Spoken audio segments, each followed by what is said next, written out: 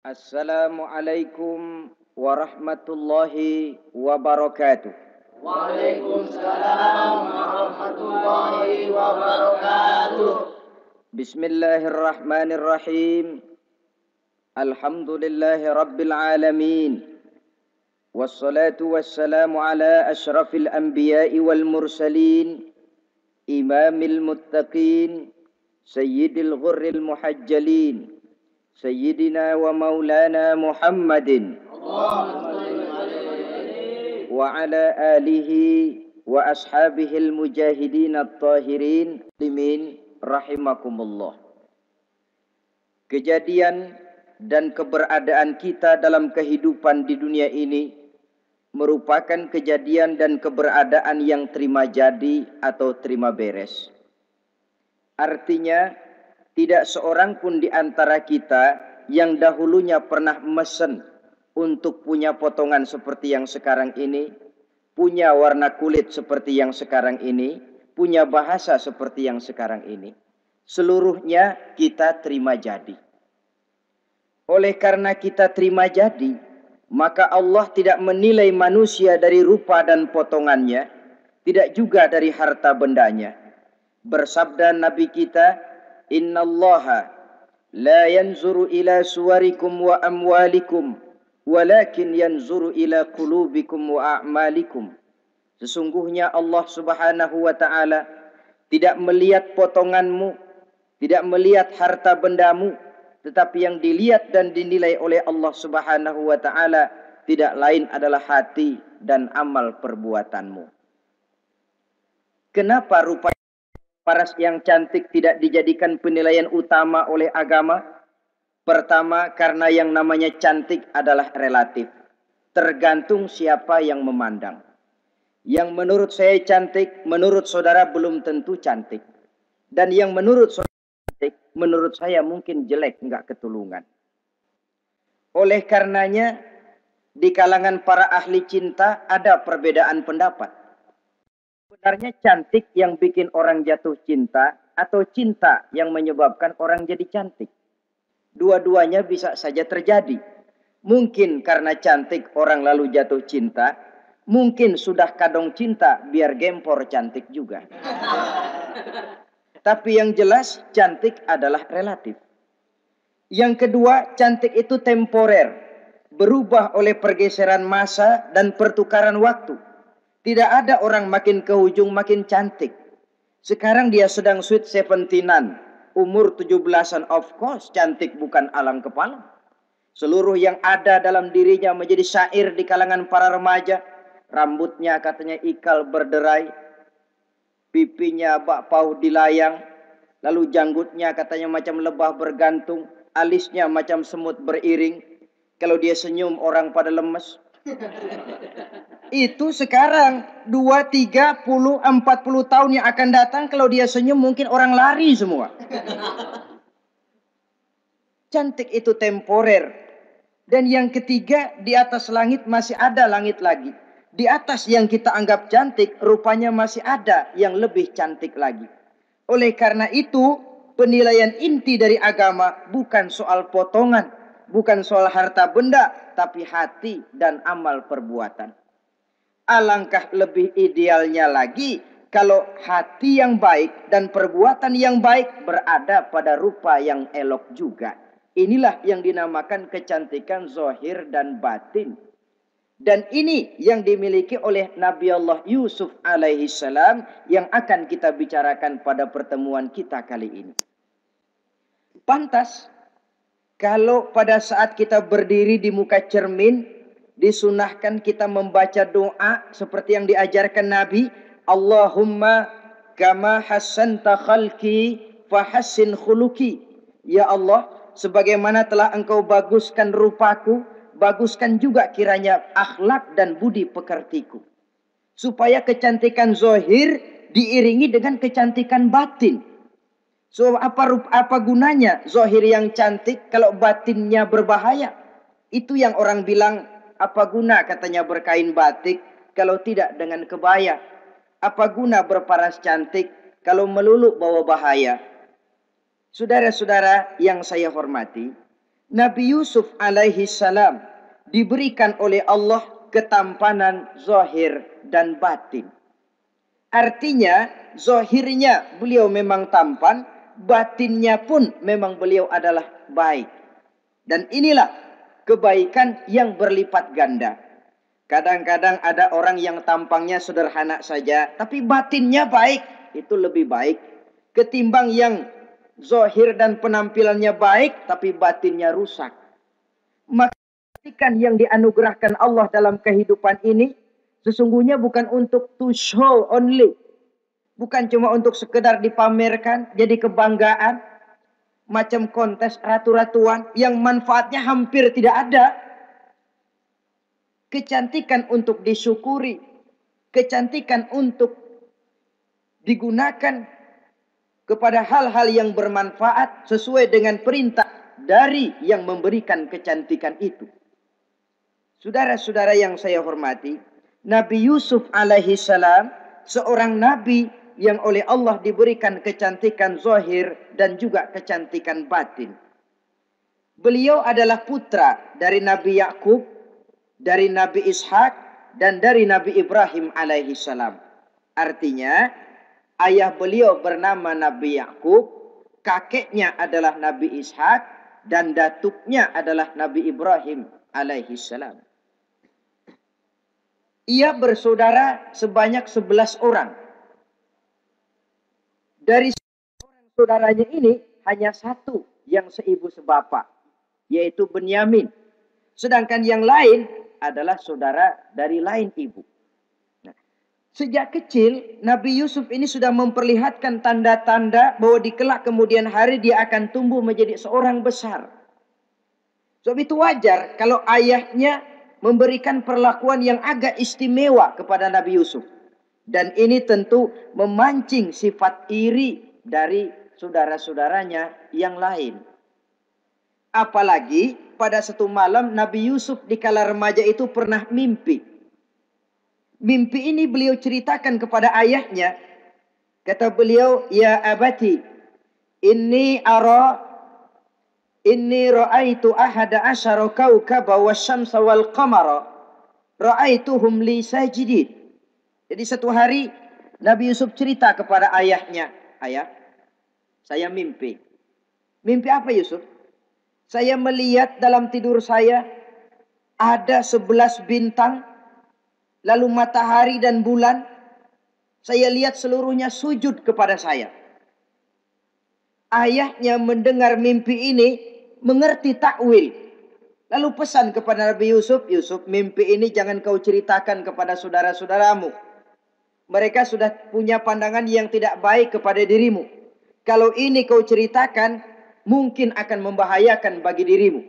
Sebab rupanya saudara-saudaranya yang lain ini iri hati kepada Nabi Yusuf, yang memiliki keistimewaan dan mendapat perhatian istimewa juga dari orang tuanya.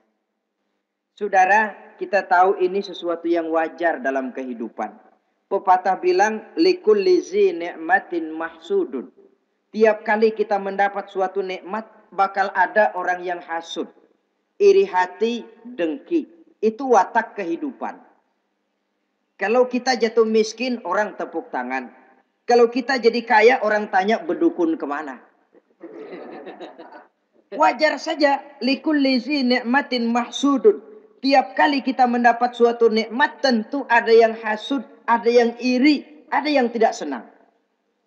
Begitu juga halnya dengan saudara-saudara Nabi Yusuf alaihi salam.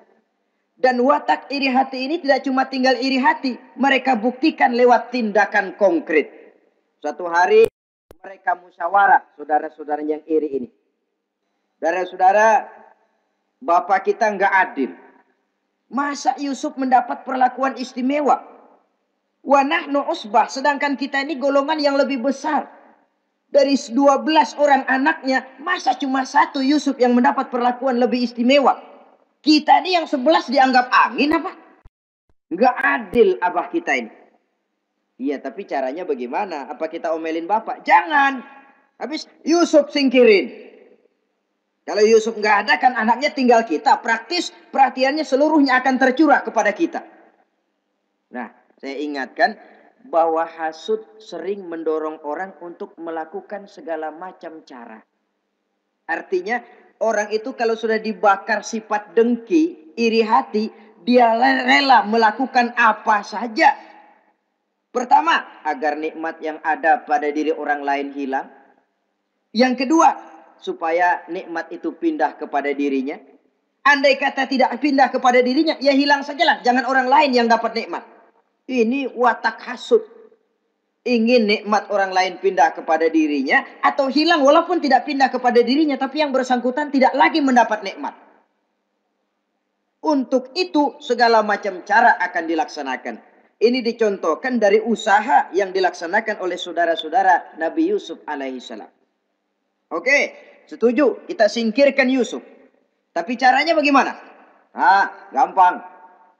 Bunuh saja. Kalau bunuh sih rasa-rasanya tidak sampai hati membunuh Yusuf. Lalu bagaimana? Kita kucilkan saja dia. Kita asingkan dari sini, kita buang jauh-jauh supaya dia tidak ada lagi kelihatan dalam pandangan Abah. Kalau dia sudah tidak ada dalam pandangan Abah, yang dilihat cuma kita dan seluruh kasih sayangnya akan tercurah kepada kita semua. Nah, setujulah kalau itu. Caranya nanti kita atur belakangan. Jadi satu hari permisilah saudara-saudaranya ini kepada Nabi Yakub. Abah, kami permisi mau pergi main-main dan Yusuf akan kami ajak. Kata Nabi Yakub, saya khawatir. Nabi Yakub sudah melihat gelagat yang tidak baik. Sudah ada semacam firasat. Saya khawatir kalau Yusuf kau bawa, nanti dia akan kena celaka atau dimakan oleh serigala, sedangkan kamu nanti akan lalai. Kata anak-anak yang lain, percaya dah Pak, saya akan jaga. Saya kan saudaranya, masa tega membiarkan Yusuf celaka atau dimakan serigala. Pokoknya aman, sip dah.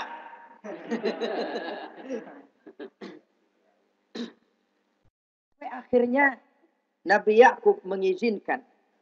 Pergilah 12 bersaudara ini pergi bermain-main. Mula-mula berkejar-kejaran, Yusuf ikut main kejar-kejaran. Lantas buka baju, Yusuf ikut buka baju. Sampai ketika tiba di tepian sebuah sumur tua, rencana yang sudah disepakati itu dilaksanakan. Nabi Yusuf diangkat beramai-ramai, digotong lalu dimasukkan, diceburkan ke dalam sumur mati itu. Kemudian baju Nabi Yusuf itu mereka basahi dengan darah kambing. Setelah itu mereka pun pulang menemui Nabi Yakub alaihi salam dengan rasa sedih yang dibikin-bikin. Ini penyakit hasud. Jadi kalau orang hasud kepada kita, begitu kita mendapat kesulitan, dia datang dengan air mata buaya. Belagak sedih, belagak ikut berduka cita, padahal sih hatinya sorak. Padahal batinnya girang bukan main. Pak, saya ikut berduka cita, Pak, saya ikut sedih. Padahal hatinya biar mampus loh. Ini yang dilakukan oleh saudara-saudara Nabi Yusuf. Mereka datang dengan air mata berurai, nangis, Abah. Ketika kami sedang main-main, Abah, kami lupa. Kami tinggalkan Yusuf sendirian. Ketika kami balik, kami cuma mendapati bajunya sudah berlumur darah. Barangkali saudara kami Yusuf dimakan oleh serigala. Nabi Yakub tercenung. Ternyata firasatnya adalah benar. Baju Nabi Yusuf itu yang berlumur darah kambing, buatan saudara-saudaranya yang hasud tadi, diciumi dan dipeluk oleh Nabi Yakub. Kepedihan seorang ayah yang ditinggalkan oleh anak tercintanya. Saudara, adapun Nabi Yusuf alaihi salam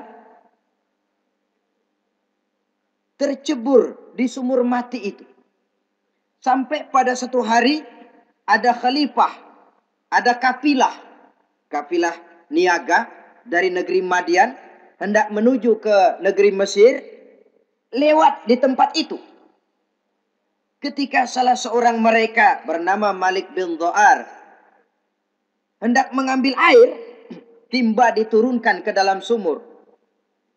Begitu diangkat, ini air kok berat amat. Makin diangkat, makin berat. Sampai di atas bukan air, orang isinya. Ada orang di ember. Dia lihat rupanya sangat tampan, elok, cantik.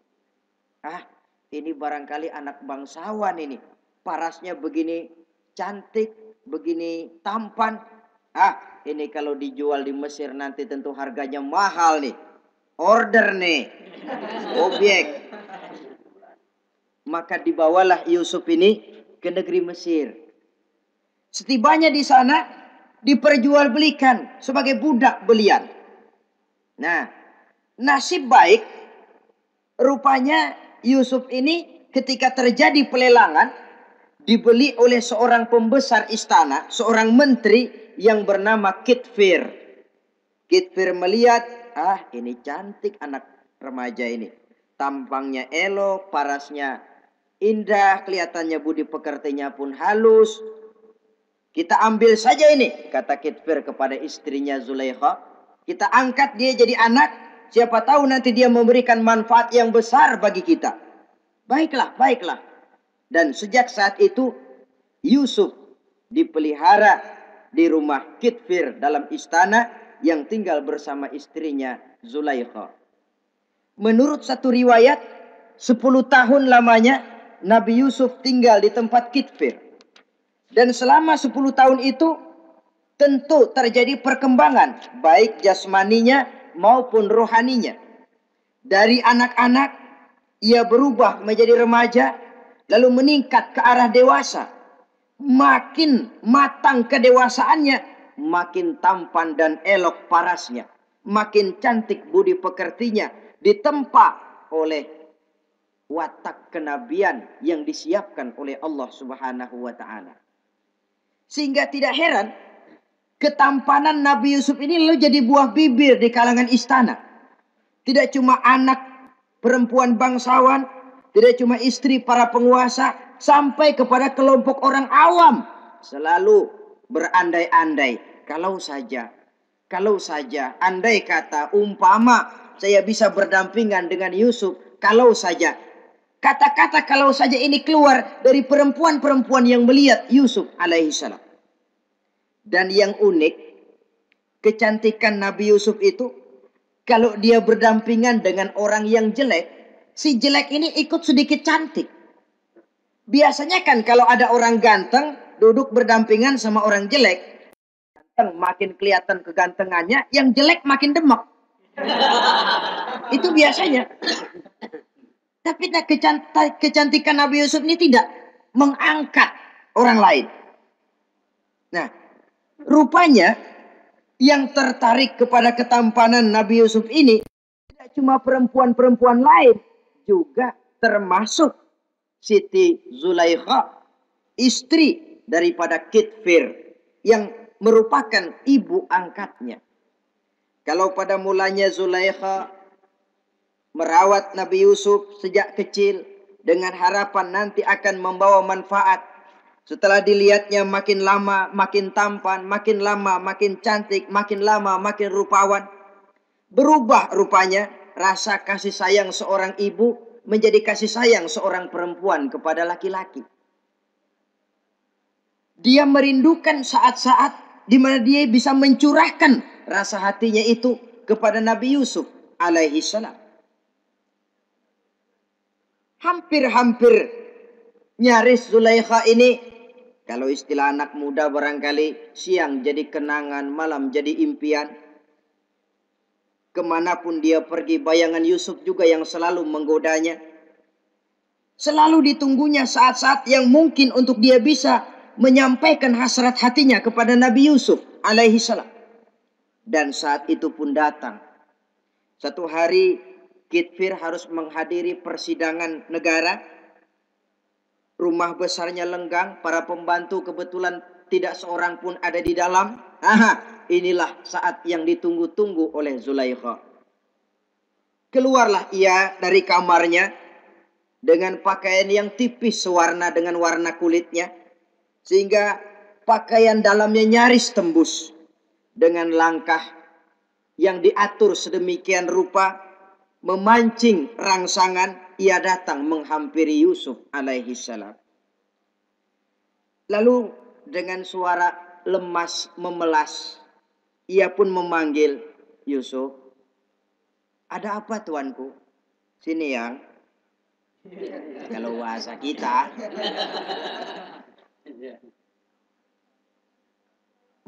Mendengar suaranya yang lain dari hari-hari biasa. Apalagi melihat pakaian Zulaikha yang begitu tipis. Jantung Nabi Yusuf berdetak sangat cepat. Darah mengalir dengan cepat. Maklum, beliau juga manusia, laki-laki, normal terlepas dari kenabiannya. Jantungnya dak dikduk. Kemari Yusuf, sini. Ada apa tuanku? Sudah lama Yusuf. Lama apa tuanku? Saya memendam rindu kepadamu Yusuf. Siang malam engkau juga yang jadi tumpuan harapan saya. Kemanapun saya pergi seakan wajahmu juga yang saya lihat Yusuf. Tidur saya jadi tak nyenyak. Makan saya tak pernah membawa kekenyangan Yusuf. Tidur yang biasanya mendatangkan semangat seolah semuanya pergi meninggalkan saya Yusuf. Hembusan sepoi pagi mengusap bunga merekah dalam taman yang biasanya membawa keindahan. Semuanya telah berganti dengan keindahan wajahmu Yusuf. Sinilah sebentar penuhi hasrat hati saya. Saya segan tuanku. Segan kenapa Yusuf? Saya tidak mau mengkhianati Tuan saya yang telah berbuat baik kepada saya. Apakah saya juga tidak pernah berbuat baik kepadamu? Benar, Tuan juga berbuat baik kepada saya. Tapi pantang saya mengkhianati majikan saya. Yusuf, sekarang kesempatan yang baik. Kitfir, suami saya, sedang menghadiri persidangan penting di negara, di istana. Dan rasanya akan lama dia baru kembali. Sementara para pembantu kita tidak ada di sini. Saya malu tuanku, saya segan. Malu kepada siapa? Tidak ada yang tahu, tidak ada yang lihat. Allah. Saya takut, saya malu kepada Allah tuanku. Padahal kalau menurut ukuran hati, Quran menjelaskan walaqad hammat bihi wa hamma biha. Sebenarnya Zulaikha cinta kepada Yusuf, Yusuf pun senang kepada Zulaikha. Iblis sibuk bukan main memasang jerat, pasang besi berani biar pada nyetrum.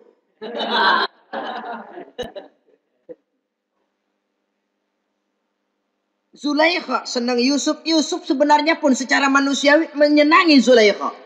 Walaula an ra'a burhana rabbih. Tapi Yusuf ketika itu melihat larangan Allah, peringatan Allah. Seolah-olah dia lihat Allah mengatakan, Yusuf, ini letter S. Dilarang parkir di sini.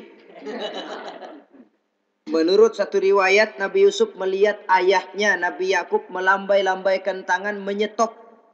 Seolah-olah melarang dia meneruskan langkahnya. Riwayat lain menjelaskan, seolah-olah Nabi Yusuf dibisiki oleh malaikat Jibril. Yusuf, kalau kamu kalah sekarang, kamu sama saja gajah kemasukan semut di kupingnya terus mati. Tapi kalau kamu menang, kamu adalah gajah yang tidak terkalahkan. Ada semut mati ada gajah mati oleh semut. Alangkah memalukan. Binatang yang begitu besar jatuh hanya oleh binatang yang begitu kecil.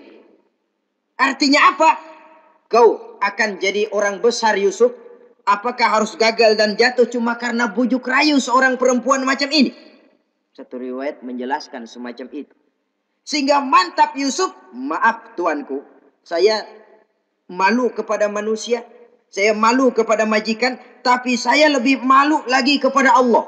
Saat ini majikan tidak tahu, orang seorang pun tidak ada yang lihat, tapi Allah pasti lihat. Itu yang saya malu. Ah Yusuf, jangan sok kalem. Mumpung situasi mengizinkan, mubazir nih.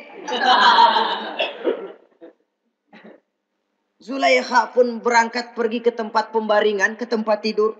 Lalu dengan pose yang merangsang, aduhai, melambai-lambaikan tangannya, hai tanak, Yusuf sini, Yusuf kemari. Nabi Yusuf dipelihara oleh Allah. Ketika Nabi Yusuf tetap menampakkan keengganannya, Zulaikha jadi berang.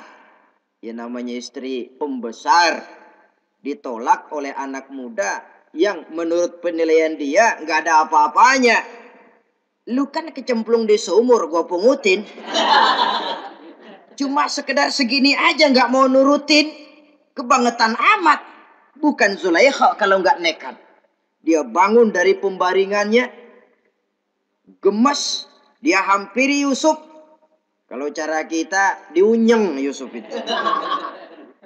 Dipaksa Nabi Yusuf berlari ke arah pintu, ditarik bajunya dari belakang oleh Zulaikha, sobek belakang bajunya ini. Begitu baju sobek, pintu terbuka, Kitfir suami Zulaikha datang. Orang Arab bilang yumsak mablul, ketangkep basah. Ketangkep basah. Merah pada muka Zulaikha. Sementara Kitfir pun matanya merah. Tapi Nabi Yusuf tenang-tenang saja. Ya wong nggak salah. Tenang-tenang saja Nabi Yusuf. Bukan tenang karena pengalaman. Tenang karena memang tidak berbuat yang negatif. Kadang-kadang ada juga yang tenang tapi pengalaman. Oh buaya itu. Sudah ketahuan kepentok, ketangkep hansip, anteng aja. Itu bukan nggak salah, badak. Nabi Yusuf tenang karena memang tidak berbuat salah apapun. Nabi Yusuf tenang karena yakin dirinya benar. Sehingga mantap menghadapi kedatangan Kitfir yang sangat tiba-tiba itu. Adapun Zulaikha ketika melihat suaminya berdiri di muka pintu, cepat-cepat dia berubah siasat. Inilah salah satu kelihayan makhluk bernama perempuan. Dia pandai bersalin rupa, dia pandai bermain minyak di atas air. Melihat suaminya datang, roman mukanya pun menjadi sedih. Air mata berurai membasahi pipi. Papa katanya. Apa balasan bagi orang yang mau menistakan istri papa? Maksudmu apa Zulaikha? Yusuf gile. Dia mencari kesempatan dalam kesempitan. Dia mau menodai kehormatan saya. Dia hendak memperkosa saya. Kata Nabi Yusuf, bukan saya, Tuan. Saya enggak. Yang benar Yusuf, enggak. Zulaikha yang memaksa saya. Betul Zulaikha, tidak. Yusuf yang memaksa saya. Sampai akhirnya salah seorang dari isi rumah itu memberikan jalan keluar. Tuan Kitfir, begini saja. Sulit memang untuk dilacak kebenarannya. Cuma periksa saja baju Yusuf. Kalau bajunya sobek di belakang, Yusuf benar, Zulaikha salah. Kalau baju Yusuf sobeknya di depan, Zulaikha yang benar, Yusuf yang salah. Nah, apa artinya itu? Kalau bajunya sobek di belakang kan artinya Yusuf kabur ditarik dari belakang. Tapi kalau bajunya sobek di depan, itu artinya Zulaikha nyakar-nyakarin baju Yusuf dari depan. Lihat saja, pokoknya kalau bajunya sobek di belakang, Yusuf benar, Zulaikha salah. Kalau baju Yusuf sobek di depan, Yusuf salah, Zulaikha benar. Ketika diperiksa, dicek bajunya, betul sobek di belakang. Artinya Yusuf benar, Zulaikha yang salah. Kata Kitfir, Zulaikha, jelas sudah bagaimana kejadian yang sebenarnya. Oleh karena itu, bertaubatlah kamu kepada Allah. Dan kau Yusuf, jangan ceritakan peristiwa aib ini kepada siapapun. Untuk menjaga nama baik kita bersama. Baik Tuan. Saudara-saudara kaum muslimin yang saya hormati. Tapi ya bagaimana? Serapi-rapinya menyimpan barang busuk, toh akhirnya tercium juga. Gosip ini akhirnya tersiar di mana-mana, terutama di kalangan para pembesar. Sehingga kalau kumpul para istri pejabat, Zulaikha jadi bahan gunjingan. Kan main bini menteri demen sama budaknya. Nggak salah apa tuh? Jadi bahan ejekan. Ya sebab tentu ukuran mereka yang belum pernah ngelihat Yusuf, kalau duren ketemu duren dong. Masa duren ketemu ketimun ya bonyok. Artinya nggak seimbang. Masa istri bangsawan tergila-gila sama anak angkatnya, sama budak beliannya, nggak masuk rasio itu. Zulaikha dengar berita macam itu. Sampai dalam hatinya, pantas saja kamu ngenyek saya, kamu meremehkan saya, karena kamu belum pernah lihat potongan Yusuf bagaimana. Akhirnya dalam hati Siti Zulaikha ini timbul semacam dendam. Suatu saat gua kerjain lo. Caranya gimana? Satu hari para istri bangsawan ini diundang ke tempat Siti Zulaikha. Duduk di satu ruangan luas. Setelah duduk dihidangkan makanan. Makanannya aneh. Cuma buah sama pisau. Ketika buah dan pisau sudah siap. Satu orang satu. Ketika mereka sedang mengupas itu. Zulaikha berkata kepada Nabi Yusuf, Yusuf, kau jalan dari sini ke sana, melintas kayak peragawati gitu. Untuk apa Tuhan? Pokoknya jalan aja dah. Nabi Yusuf jalan. Sejak beliau melangkah ke ruangan itu, semua mata perempuan-perempuan bangsawan yang lagi ngupas buah, semuanya tertuju kepada Yusuf. Ada yang matanya emang buluk, makin buluk. Ada yang ngeliatin campur mulutnya menganga. Apa kata mereka? Falamma ra'ainahu akbarnahu wa qatta'na aydiyahunna wa qulna hasya lillah ma hadza bashar in hadza illa malakun karim. Falamma ra'ainahu, ketika perempuan-perempuan itu melihat Yusuf, akbarnahu, mereka agungkan Yusuf. Wa qulna hasya lillah, mereka bilang, ini sih bukan orang nih. Ini malaikat nih. Bukan orang. Orang segini cakepnya. Artinya belum pernah mereka lihat paras yang secantik dan setampan itu. Akibatnya apa? Nggak berasa mau motong buah keiris tangan. Rata-rata perempuan yang ada di situ tangannya pada luka. Kenapa? Mau motong buah, mata kemana, mulut kemana. Tangan kepotong. Melihat itu semua, Zulaikha puas. Nah, kamu baru melihat sekejap. Bagaimana saya yang siang malam melihat Yusuf? Bagaimana saya yang tiap saat hidup bersamanya? Bagaimana saya nggak merindukan dia? Ente yang baru pernah ngelihat sekelebatan udah motong tangan. Saya yang tiap hari sama-sama dia nggak celeng juga udah pantas. Saudara-saudara, kaum muslimin yang saya hormati. Akhirnya untuk menjaga nama baik keseluruhannya, Nabi Yusuf pun mengalah. Karena berita ini sudah tersiar, Yusuf dipojokkan, tidak cuma sekedar dipojokkan, beliau dimasukkan ke dalam penjara. Tapi apa kata beliau? Rabbis sijnu ahabbu ilayya mimma yad'unani ilai. Ya Allah, kalau memang karena resiko penolakan saya terhadap ajakan Zulaikha menyebabkan saya harus masuk penjara, penjara lebih saya sukai, penjara lebih saya cintai ketimbang ikut kemauan Zulaikha. Saudara-saudara, kadang-kadang kita berpikir, kalau kesempatan itu datang kepada kita, mampukah kita menjatuhkan pilihan seperti pilihan Nabi Yusuf ini? Lebih baik penjara ketimbang mengikuti bujuk rayu perempuan untuk melakukan perbuatan yang menyeleweng ini. Ini yang dipilih oleh Nabi Yusuf. Tegar. Kalau memang sebagai resikonya saya harus masuk penjara, penjara lebih saya cintai, penjara lebih saya suka daripada mengikuti bujukan Zulaikha. Teguh karena suatu prinsip. Bukankah dalam perjuangan menegakkan akidah, Kadang kita mendapat piala, tapi tak jarang kita berhadapan dengan penjara. Kadang kita disanjung, kadang kita dicaci. Itu romantika perjalanan dari yang namanya perjuangan. Tapi pilihan harus ada.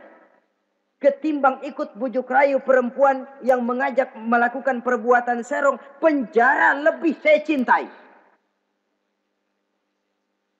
Sudah pada saat hendak diajak tidak ada yang melihat, beliau menolak. Akibat penolakannya pun masuk penjara, tapi penjara lebih menyenangkan hatinya. Ketimbang hidup merdeka, tapi jiwa terpenjara. Inilah Nabi Yusuf barangkali. Biar badan masuk penjara, asal jiwa merdeka. Kita sekarang sebaliknya.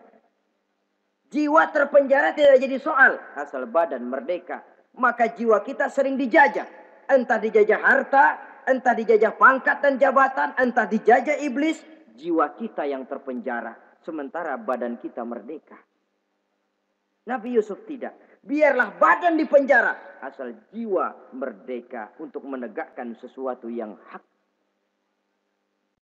Saudara-saudara yang saya hormati. Adapun di dalam penjara itu, Nabi Yusuf satu sel dengan 2 orang bekas pelayan istana yang dituduh menaruh racun ke dalam hidangan yang hendak disajikan kepada raja.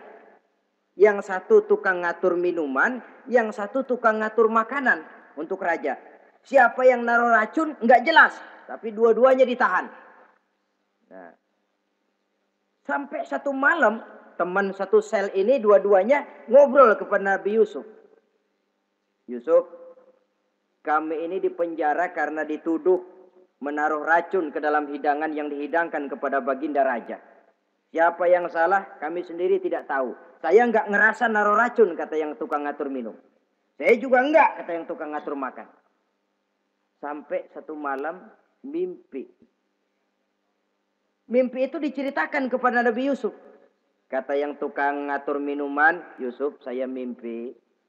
Saya memeras anggur, lalu menghidangkannya kepada baginda raja. Apa arti mimpi saya? Kata yang tukang hidangin makanan, kalau saya Yusuf, saya ngimpi menjunjung roti di atas kepala saya, itu roti dipatokin burung.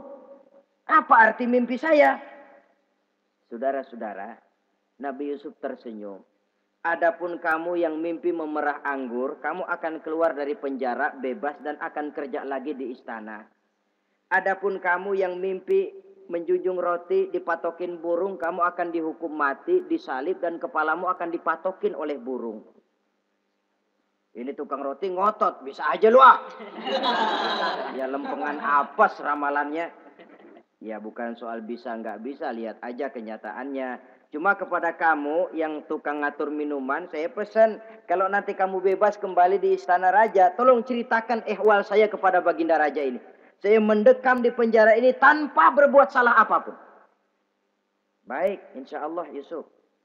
Dan ketika persidangan memutuskan seperti tepat yang diramalkan Nabi Yusuf. Si tukang menghidangkan makanan dihukum mati, si tukang menghidangkan minuman kembali kerja di istana.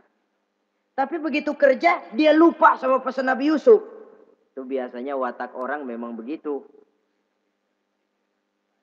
Kalau dalam keadaan kepepet, macam-macam janjinya. Begitu keadaannya longgar, lupa sama janjinya. Sehingga ada pepatah katanya, nolongin anjing kejepit. Waktu kejepit, kaing-kaing minta ditolongin. Begitu udah rapi ditolongin, yang nulungin bisa digigit. Saudara hadirin yang saya hormati, sampai bertahun-tahun Nabi Yusuf mendekam dalam penjara. Tapi itulah yang menambah kedewasaannya.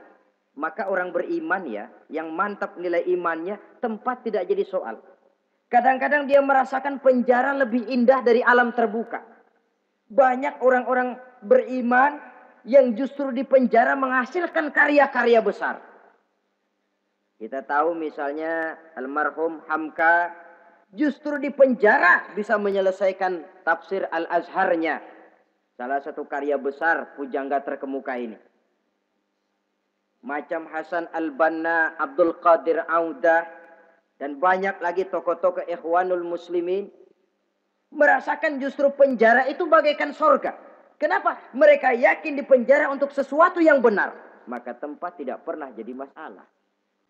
Kalau jiwa merdeka puluhan tahun mendekam di penjara, tidak akan merupakan satu rasa yang lama. Kenapa? Jiwa tidak bisa dibatasi oleh ruangan 2 kali 3 meter. Jiwa yang merdeka tidak bisa dibatasi dengan teralis besi. Jiwa yang merdeka tidak bisa dibatasi dengan dinding tembok yang tebal. Jiwa yang merdeka mengembara, melanglang buana, mencari idealisme yang ada dalam dirinya. Itu yang dirasakan oleh Nabi Yusuf alaihi salam. Untungnya satu malam raja ngimpi. Untungnya ini. Ngimpinya luar biasa. Ada 7 ekor lembu gemuk-gemuk. Makanin 7 ekor lembu yang kurus-kurus. Lalu ada 7 batang gandum yang isinya gemuk-gemuk. Ada 7 batang gandum yang sudah layu-layu. Nah, pagi-pagi ini seluruh dukun-dukun istana dikumpulin. Para ahli nujum apel menghadap baginda raja. Nujum, dukun, ada apa Tuan Raja? Tadi malam saya ngimpi. Ada 7 ekor lembu gemuk-gemuk memakan 7 ekor lembu yang kurus-kurus. Coba takwilkan apa arti mimpi saya itu. Dukun kata, baru tumben nih. Aku dengar mimpi begini. Kata Nujum ditanya Nujum godek.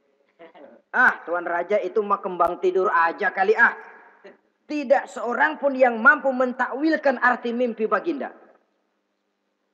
Sampai tukang minuman dengar lapor. Tuan Raja, ada apa, Mas?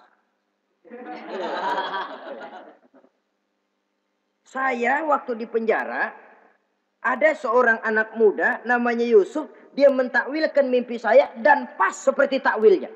Ah, panggil Yusuf. Dipanggil Yusuf. Dibukain pintu penjara, masuk tukang anggur, tukang minuman ini. Yusuf, ente, iya. Kemana aja? Itu dia Yusuf, kelupaan. Iya, kalau kelupaan sehari 2 hari barangkali bisa ditolerir. Kelupaan bisa tahunan. Cuma begitu dengar ada mimpi, pikir tukang minuman. Ah, kali aja ini Yusuf bisa takwilkan, kan jasa saya nemuin Raja sama Yusuf kan. Komisi lumayan. Begini Yusuf, baginda raja mimpi begini-begini. Barangkali kau bisa takwilkan, kau dipanggil menghadap Tuan Raja. Berangkatlah Yusuf menghadap Tuan Raja. Sesampainya di sana, mohon maaf Tuan Raja. Menurut takwil saya, arti mimpi Tuan Raja itu akan datang satu masa di mana 7 tahun lamanya negara ini subur, makmur, aman, tentram, gemah, repah, loh jenawi, toto tentrem kertora harjo. Tapi akan datang setelah itu 7 tahun lamanya di mana musim kemarau membahana, tanah menjadi kering, gagal, rakyat diancam kelaparan. Dan kita harus siap-siap untuk itu. Itu takwil mimpi Tuhan. Caranya bagaimana Yusuf mengatasi krisis kelaparan ini? Ya kita bikinlah gudang-gudang untuk menyimpan makanan. Kalau lagi panen jangan mumpung. Ingat pada suatu saat kita akan paceklik. Sehingga kata orang-orang tua dulu, kalau lagi sehat ingat dong bakalan sakit. Kalau lagi kaya ingat dong bakalan miskin. Semuanya itu milik daripada kehidupan. Tidak ada orang yang ketawa terus dalam hidup. Tidak ada orang yang nangis terus. Semuanya silih berganti, datang pergi, patah tumbuh, hilang berganti. Dunia hari ini bikin kita ketawa, besok dia buat kita menangis. Hari ini dibuatnya kita senyum, besok dibuatnya kita berurai air mata. Hari ini dijadikannya kita kaya, besok dijadikannya kita kere. Pantas kalau orang bilang, wamal hayatud dunya, Allah mengatakan wamal hayatud dunya illa lahun wala'ib. Hidup dunia ini cuma sandiwara. Tiap kita sekarang sedang memegang peranan. Ketika memegang peranan, ya jadi orang kaya peranan, jadi kiai peranan, jadi jenderal peranan. Sama saja dengan wayang golek. Gatot Kaca yang bertulang kawat berotot baja, punya ajian beraja musti, gagah perkasa, bisa terbang di angkasa. Hebat perkasa Gatot Kaca. Kapan? Waktu dipegang dalang. Betul apa benar? Gagahnya Gatot Kaca, sakti mandragunanya sang Gatot Kaca. Kapan itu? Waktu dipegang dalang. Begitu peranannya selesai, sama dalang dimasukin ke kotak, diem aja Gatot Kaca. Terbang kek? Enggak, diem aja. Begitulah kehidupan ini. Gagah kita menyandang bintang 4 di pundak. Gagah kita membawa harta yang banyak. Gagah kita membawa jabatan ini dan itu. Waktu oleh sang sutradara dimasukkan ke dalam lubang yang luasnya tidak lebih 1 kali 2 meter. Enggak bekutik. Enggak ada yang lawan. Jenderal yang berbintang 4 dilonjorin, dia yang lihat anteng aja. Habis peranan sudah sampai di situ. So itu wajar. Kata Nabi Yusuf, kalau lagi panen, ingat pada suatu saat kita akan paceklik. Jangan giliran panen besar. Di daerah-daerah kita lihat, sudah panen pesta pora. Bukan bersyukur kepada Allah. Tapi kegembiraan itu diwujudkan dalam bentuk lain. Tontonan yang membuat lupa diri, bermabuk-mabukan. Sehingga kadang-kadang kalau di daerah itu katanya kalau musim panen, musim kawin. Musim paceklik, musim cerai. Saudara-saudara kaum muslimin yang saya hormati. Karena itu dalam satu hadis Nabi ingatkan, ta'arraf ilallah firraha ya'rifka fisyiddah. Ingatlah kepada Allah di waktu kamu senang, supaya Allah ingat kepadamu waktu kamu susah. Kalau waktu senang kita lupa kepada Allah, ya wajar. Kalau waktu susah Allah juga lupain kita. Dalam terjemahannya dengan kehidupan beragama, wa man a'rada an zikri fa inna lahu ma'isyatan dhanka wa nahsyuruhu yaumal qiyamati a'ma. Siapa yang berpaling daripada peringatanku, kata Allah, aku akan berikan dia penghidupan dan kehidupan yang sempit. Sempit itu apa lalu tidak punya duit? Punya duit. Apa tidak punya harta? Banyak harta. Tapi banyaknya harta, tumpukan duit tidak membuat hatinya makin luas. Tidak membuat hidupnya makin lapang. Sempit, sempit, dan sempit. Itu azab. Yang paling celaka, wa nahsyuruhu yaumal qiyamati a'ma. Di akhirat kami kumpulkan dia bersama orang-orang buta. Allahu Akbar. Di padang mahsyar, dikala orang sibuk, pusing dengan urusan masing-masing. Buta lagi. Yang gak buta aja pusing. Mereka teriak-teriak, qala rabbi lima hasyartani a'ma wa qad kuntu basira. Ya Allah, kenapa kami buta? Padahal waktu di dunia kami melihat. Allah jawabnya enak aja. Kadzalika atatka ayatuna fanasitaha wa kadzalika al-yauma tunsa. Rasain dulu. Dulu waktu di dunia datang peringatanku pada belaga pilon, kamu lupakan, sekarang juga pantas kamu dilupakan. Waktu susah kamu lupa, waktu senang kamu lupa Allah. Waktu susah juga pantas kamu dilupakan Allah. Waktu di dunia kau berpaling dari peringatan Allah. Kalau sekarang Allah berpaling kepadamu juga adil. Walaupun kalau Allah mau tidak berpaling juga adil. Sebab Allah itu mutlak. Tidak ada yang membatasi apa yang dimaui oleh Allah. Saudara-saudara kaum muslimin, itu pesan Nabi Yusuf. Bikin gudang yang besar, simpan bahan makanan untuk persediaan musim kemarau. Kalau begitu sekalian aja deh Yusuf. Sekalian bagaimana Tuan Raja?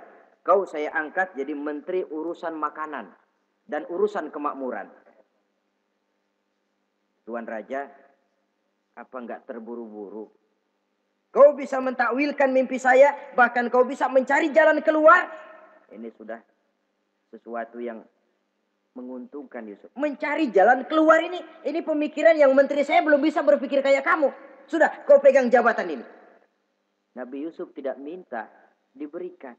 Dan memang ada pesan, jangan memberikan jabatan kepada orang yang meminta. Tuh, kalau orang sudah minta tentu ada pamrih dan ada tendensi. Jangan memberikan jabatan kepada orang yang banyak ngeluarin duit untuk mencapai jabatan itu. Sebab apa? Kalau orang mendapat satu jabatan karena banyak ngeluarin duit, maka pekerjaan pertama yang akan dilakukan setelah mencapai jabatan itu ialah dia akan berpikir bagaimana caranya biar modal gua pulang. Orang jadi gubernur, jadi menteri karena banyak ngeluarin duit. Belum dia sempat kerja buat kepentingan rakyatnya. Dia lebih dulu akan berpikir bagaimana duit yang saya keluarin supaya pulang. Sisanya kalau ada, barulah untuk kepentingan rakyat. Itu pun kalau keburu. Saudara-saudara yang saya hormati, Nabi Yusuf tidak pernah minta jabatan. Raja memberikan jabatan itu. Dan tepat seperti takwil beliau, musim kemarau datang, rakyat dilanda kelaparan, lalu berbondong-bondong ke istana mencari bahan makanan. Yusuf langsung mendrop bahan makanan ini. Alhasil saudara-saudara, bahaya kelaparan ini sampai juga ke daerah tempat di mana Nabi Yakub tinggal. Lalu beliau utus anak-anaknya. Saya dengar di negeri Mesir ada seorang menteri muda yang tampan dan baik hati.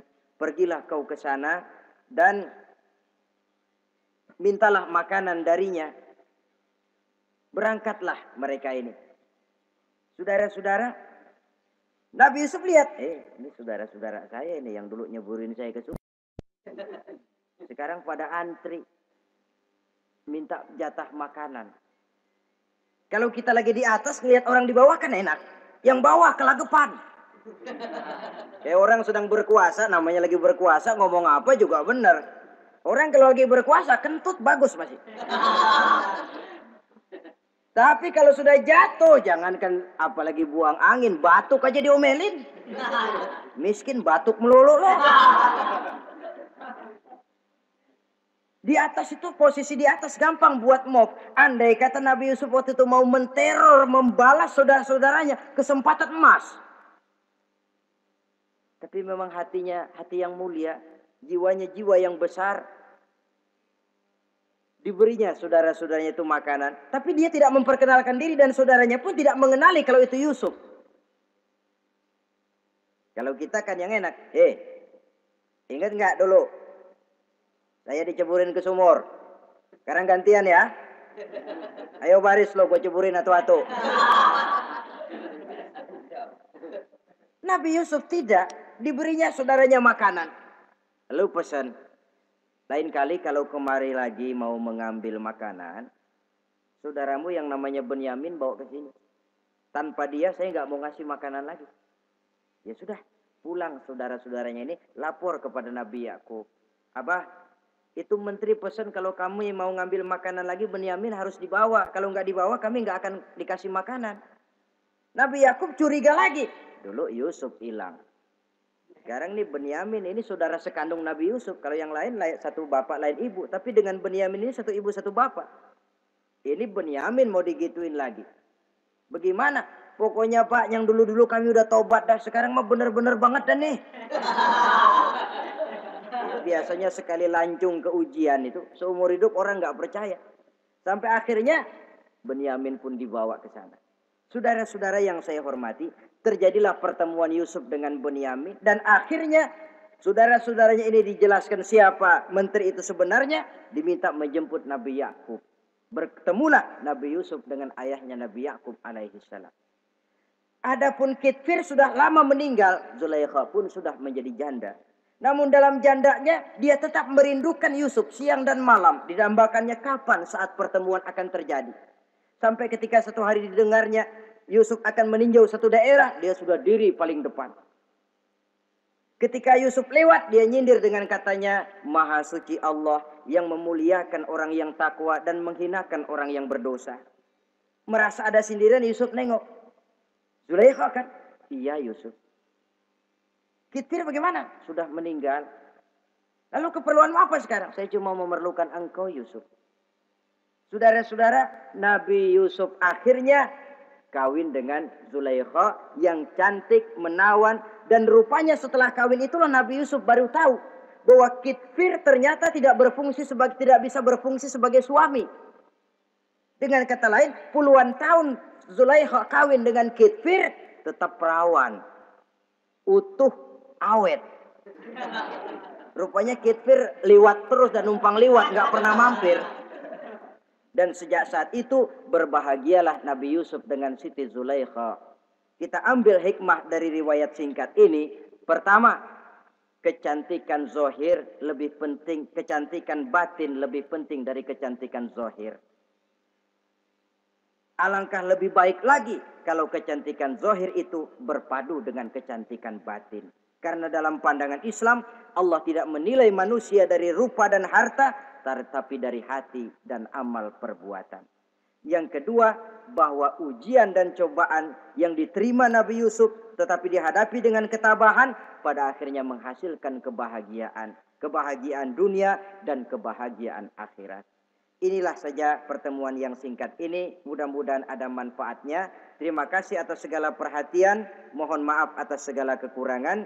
Wassalamualaikum warahmatullahi wabarakatuh.